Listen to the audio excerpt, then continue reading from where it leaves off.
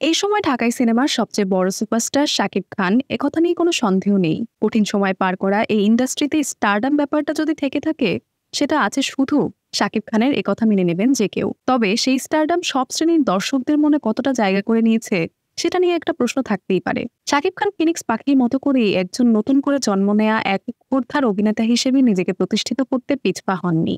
সাম্প্রতিক সময়ে শাকিব খান যেন ছাপিয়ে যাচ্ছেন নিজেকেই। প্রিয়তমা সিনেমার শেষ আধা ঘন্টা আমরা যে শাকিব খানের দেখা পেয়েছি, তাতে নড়েচড়ে বসতে হয়েছে সবার। বিশেষ করে বৃদ্ধ লোকে শাকিব খান ছিল সব সমীকরণ পাল্টে দেওয়া একজন সফল অভিনেতা। সেই রেশ কাটতে না কাটতেই গত রোজার ঈদে রাজকুমার সিনেমায় দেখা দিলেন অসামান্য সুন্দর অভিনয় উপহার দেয়া এক নতুন ধারালো অভিনেতা হিসেবে।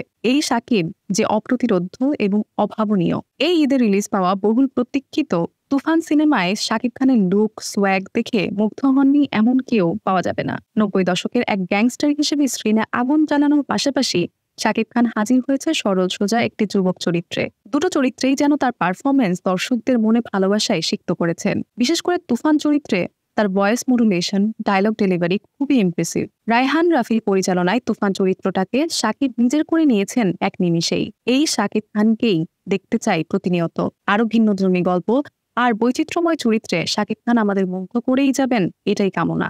ফিনিক্স পাখির মতোই ভস্ম থেকে নতুন করে জন্ম নেয়া শাকিব খান রাজত্ব করবেন আরো অনেকগুলো বছর, এমন জোরদার ভাবেই এটাই তার ভক্তদের প্রত্যাশা।